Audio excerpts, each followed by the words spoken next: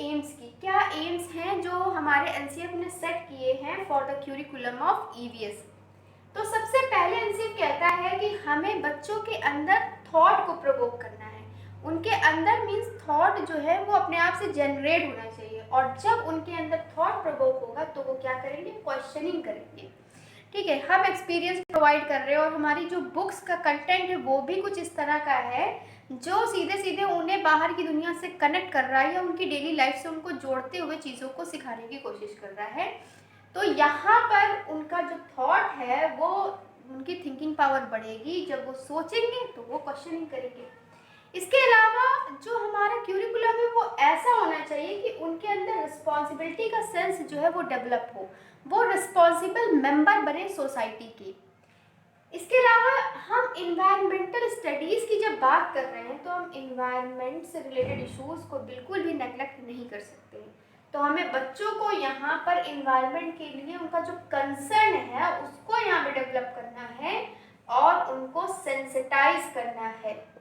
ठीक है, यहाँ पर उन्हें सेंसिटाइज करना है। आप अगर एनसीईआरटी बुक्स पढ़ेंगे तो वहाँ पर जो पेडागोजिकल सेक्शन होता है, नीचे छोटा सा बॉक्स टाइप का बना होता है, वहाँ पर आपको कई जगह पर लिखा मिलेगा कि आप इस पर्टिकुलर इशू के बारे में बच्चों को इस तरह से सेंसिटाइज करें। इसके अलावा हमें क्या करना है, उनकी थिंकिंग को प्रमोट करना है। कहीं पर हमें उनके थॉट्स को दाबना नहीं है, उसको सप्रेस नहीं करना है, हमें उनकी थिंकिंग को प्रमोट करना है और स्किल्स का डेवलपमेंट करना है। स्किल्स का डेवलपमेंट अब कैसे होगा, एक्टिविटीज के माध्यम से स्किल का डेवलपमेंट होगा।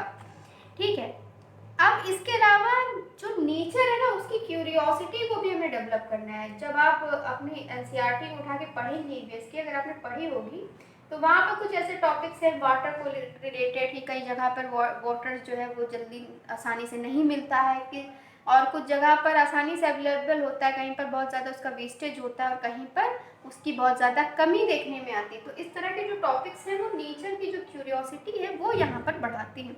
ठीक है, प्रकृति में मतलब जो रिसोर्सेज है उनके बारे में बच्चों का जो ज्ञान होता है और कैसे उनको हमें जो है बचा के रखना है आगे के लिए, तो वो सब चीज़ें इसमें आ जाती हैं। फिर आता है जो आपका सोशियोलॉजिकल, जो आपका यहाँ पर मतलब जो सोसाइटी से रिलेटेड हमारा जो आता है, यहाँ पे हमारी जो सोसाइटी होगी, तो सोसाइटी में हमारा क्या होता है, एल्डरली पीपुल होते हैं। ठीक है, तो उनको क्या करना है, हमें रिस्पेक्ट करना है। और सारे लोग कैसे होते हैं, इक्वल होते हैं। जेंडर के बारे में जो कुछ धारणाएं होती हैं जो वो अपने घर से सीख के आते हैं या आपकी सोसाइटी से उन्होंने सीखा होता है, तो इस तरह की जो मीन्स माइंड में उनके जो रॉन्ग चीज़ें हैं उनको भी हमें कहीं ना कहीं क्लियर करना होता है और हमें अच्छी वैल्यूज़ को यहाँ पर प्रमोट करना है। तो ये सभी जो हैं वो एम्स हैं हमारे ईवीएस के क्यूरिकुलम के, जो किसके द्वारा निर्धारित किए गए हैं, जो कि निर्धारित किए गए हैं एनसीएफ 2005 के द्वारा। तो आज हम डिस्कस करेंगे summary of NCF 2005 regarding EVS.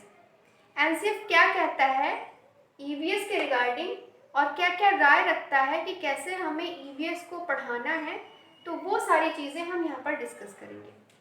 ठीक है, सबसे पहले हमें पता होना चाहिए कि हमारा जो एनसीएफ है वो रचनावाद पे बेस्ड है। यानी कि एनसीएफ ये मानता है कि जो बच्चे हैं वो स्वयं अपने ज्ञान का निर्माण करते हैं। The children build their knowledge by themself. तो यहाँ पर जो अप्रोच है पूरे एनसीएफ में, चाइल्ड सेंटर्ड अप्रोच को यहाँ पर बढ़ावा दिया गया है। और अगर हम ईवीएस की बात करें तो यहाँ पर भी चाइल्ड सेंटर्ड अप्रोच को अपनाते हुए ही हमें ईवीएस को पढ़ाना है। एनसीएफ हमारा कहता है कि हमें जो है बच्चों की क्लासरूम नॉलेज को मतलब एक जगह तक सीमित नहीं रखना है, हमें उनकी जो क्लासरूम नॉलेज है या उनकी जो बुकिश नॉलेज है उसको आउटसाइड वर्ल्ड से कनेक्ट करना है। अगर हम क्लास फर्स्ट और सेकंड की बात करें तो यहाँ पर कोई भी जो बुक्स है वो चलाई नहीं जाती है। प्राइमरी में 3rd to 5th ही यहाँ पर बुक्स चलाई जाती हैं। तो क्लास 1 और क्लास 2 स्टैंडर्ड जो होता है यहाँ पर बेसिकली हमें आउटसाइड वर्ल्ड से ही ईवीएस का ज्ञान बच्चों को देना होता है। इसके अलावा बात आती है ईवीएस की, सॉरी एक्सपीरियंस की। तो अगर हम ईवीएस की बात करें तो यहाँ पर एक्सपीरियंसेस का बहुत बड़ा रोल है। हमें अपने जो स्टूडेंट्स हैं उन्हें एक्सपीरियंस प्रोवाइड करना है, उनके अंदर वैल्यूज़ को कैसे हमें जो है निखारना है, वो सब एक्सपीरियंस के माध्यम से ही होगा। एक्सपीरियंस हमें बच्चों को देना है और साथ साथ बच्चों को ये भी सिखाना है कि कैसे वो बाहर का जो दुनिया है, यानी कि स्कूल के बाहर की जो दुनिया है, वहाँ से एक्सपीरियंस ले सकते हैं। एक्सपीरियंस की अगर हम बात करें तो यहाँ पर एक्टिविटीज़ भी आ जाती हैं और एक्टिविटीज़ का काफ़ी मेजर रोल है ईवीएस सब्जेक्ट्स में।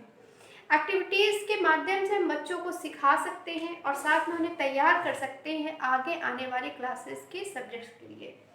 एक्टिविटीज़ में हमारी सिर्फ हैंड ऑन एक्टिविटीज़ ही नहीं होती हैं, इसके अलावा और भी कई सारी एक्टिविटीज़ होती हैं जिससे कि हम उनके जो सोशियो कल्चर जो उनका बैकग्राउंड है या जो भी उनकी वैल्यूज़ है उनको हम जो है इन्हेंस कर सकते हैं।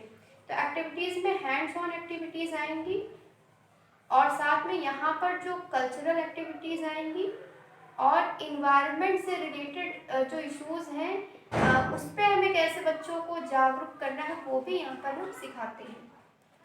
ठीक है, अब आता है removing the fear of school.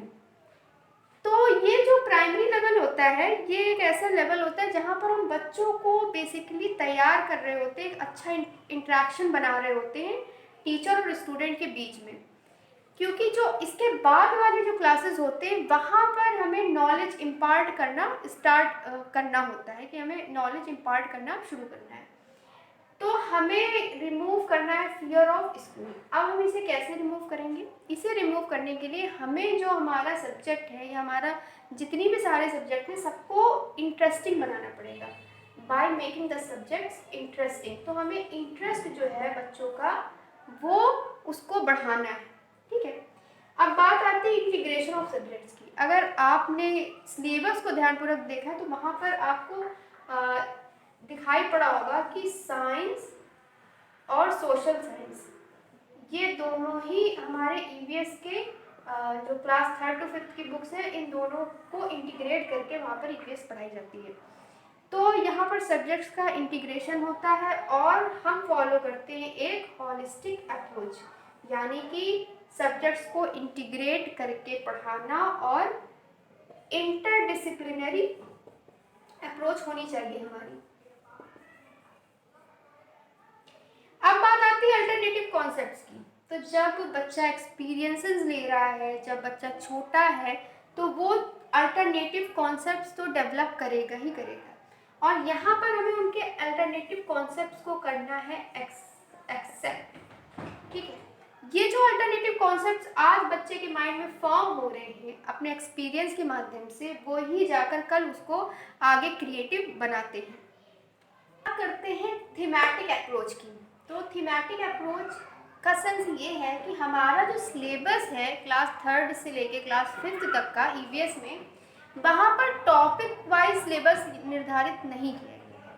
Topic wise syllabus बनाने की बजाय यहाँ पर थीम के अकॉर्डिंग सिलेबस आपका बनाया गया है और यहाँ पर जो है टोटल यहाँ पर 6 थीम्स को इंक्लूड किया गया है, जो कि अगर हम सीक्वेंस वाइज बात करें तो कुछ इस प्रकार से हैं। सबसे पहले आता है हमारा family and friends, then food, shelter, water, travel and last में है things we make and do. ठीक है, यहाँ पर जो पहली वाली थीम है फ्रेंड्स एंड फैमिली, इसमें यहाँ पर कुछ सब थीम्स भी हैं। सबसे पहला है रिलेशनशिप,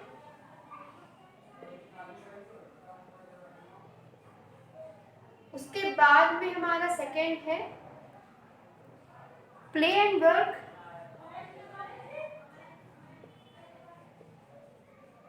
फिर है हमारा एनिमल्स और उसके बाद में यहाँ पर हमारा है प्लांट्स।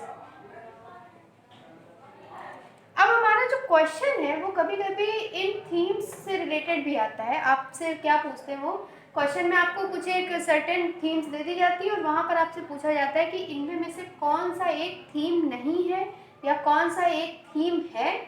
जिस तरह से आपका जो क्वेश्चन है वो यहाँ पर पुटअप किया जाता है। इसके अलावा आपसे ये भी कभी कभी पूछता है कि यहाँ पर टॉपिक्स की जगह पर थीम्स को क्यों इंक्लूड किया गया है। ठीक है, तो जैसा कि एनसीईआरटी में मेंशन है कि हमें जो बर्डन है जो हमारे बैक का बर्डन है, जो बोझ हम अपने स्टूडेंट्स पर सिलेबस को बढ़ा चढ़ा के ला देते हैं, वो हमें यहाँ पर कम करना है। और उसी को ध्यान में रखते हुए यहाँ पर टॉपिक्स की बजाय यहाँ पर थीम्स में हमारे सिलेबस को पूरे को शॉर्ट आउट कर दिया गया है। ये कुछ 6 थीम्स हैं जो कि बच्चों की लाइफ से रिलेटेड होती हैं और उन पर ही कि पूरा का पूरा जो बुक्स हैं हमारी 3rd से लेकर 5th तक के, वो सारी इन्हीं थीम्स पर बेस्ड होती हैं। ठीक है, तो यही 6 थीम्स हैं जो कि कवर करी गई हैं हमारे 3rd से लेकर के 5th तक की बुक्स में। तो अब हम डिस्कस करेंगे कि क्या रिकमेंडेशंस हैं एनसीएफ की in regards of EVS curriculum. ठीक है, तो सबसे पहले हमारा एनसीएफ ये रिकमेंड करता है कि हमारा जो लर्निंग है वो विदाउट बर्डन होनी चाहिए, यानी कि जो हमारे बुक्स का कंटेंट है वो प्रिसाइज होना चाहिए और हमें ज़्यादा ध्यान देना है प्रैक्टिकल चीज़ों पे। ठीक है, तो प्रैक्टिकलिटी का जो महत्व है वो एनसीएफ काफ़ी ज़्यादा वहाँ पर जो है एम्फेसिस करता है। तो हमें एक्टिविटीज़ करानी है, एक्सपीरियंस देना है और बच्चों की नॉलेज को वहाँ पर कंस्ट्रक्ट करना है आउटसाइड वर्ल्ड से जोड़ के। इसके अलावा हमें क्या नहीं करना है, तो हमें रोड लर्निंग बिल्कुल भी नहीं करनी है। हमारे एनसीएफ में साफ साफ बाइकआउट किया गया है रोड लर्निंग को। इसके बाद में आ जाता है डाइवर्सिटी। ठीक है, तो अब हम पढ़ रहे हैं क्या, ईवीएस। तो जब हम ईवीएस पढ़ रहे हैं यानी कि हम वहाँ पर अपने इन्वायरमेंट को समझ रहे हैं और इन्वायरमेंट में सब कुछ आता है, हमारा कल्चर, हमारी सोसाइटी, एवरीथिंग। तो हम हैं डाइवर्स, काफ़ी ज़्यादा डाइवर्सिटी देखने को मिलती है हमारे क्लासरूम के अंदर भी। स्टूडेंट्स अलग अलग कल्चर से आते हैं, अलग अलग रीजन के भी हो सकते हैं, अलग लैंग्वेज बोलने वाले भी हो सकते हैं। तो इस डाइवर्सिटी को महत्व देते हुए और इस डाइवर्सिटी को एक्सेप्ट करते हुए हमें इस तरह से पढ़ाना है कि जो हमारे बुक्स के अंदर जो भी मीन्स कंटेंट भी दिया, अगर आपने पढ़ा होगा तो वहाँ पर हर एक रिलीजन को ध्यान में रखते हुए वहाँ पर जो कैरेक्टर्स के नेम तक भी इंक्लूड करे गए हैं, तो वो भी डाइवर्सिटी को ध्यान में रखते हुए ही किए गए हैं। साथ में जो अगर आपने ट्रैवल से रिलेटेड वाले चैप्टर्स पढ़े होंगे तो वहाँ पर पूरे इंडिया को वहाँ पर दर्शाया गया है। तो इस तरह की डाइवर्सिटी को हमें इंक्लूड करना है।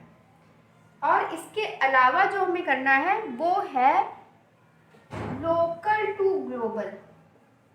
ठीक है, तो लोकल लेवल से लेकर के ग्लोबल लेवल तक की जो चीज़ें हैं, जो इश्यूज़ हैं, उनको हमें यहाँ पे उठाना है। उसके बारे में बच्चों के जो व्यूज़ हैं वो भी हमें जो है उनसे लेने हैं, प्राप्त करने हैं और साथ में उन्हें अपनी बात भी समझानी है। जैसे कि अगर एक एग्जाम्पल यहाँ पर लें तो जेंडर स्टेरियोटाइप का, तो आप अगर एनसीईआरटी की बुक ईवीएस की उठा के देखेंगे तो वहाँ पर भर भर के जेंडर स्टेरियोटाइप को डिस्कस किया गया है। तो इस तरह ही हमें लोकल टू ग्लोबल सारे एक्सपीरियंसेस बच्चों को देने हैं। ठीक है, तो ये कुछ मेन पॉइंट्स थे एनसीएफ 2005 की, जहाँ से घुमा फिरा के क्वेश्चंस आ जाते हैं। कोई भी फैक्चुअल क्वेश्चन बहुत ज़्यादा आता नहीं है, जो आप आसानी से सोच के आप टिक कर सकते हैं, इसी टाइप के क्वेश्चंस आते हैं।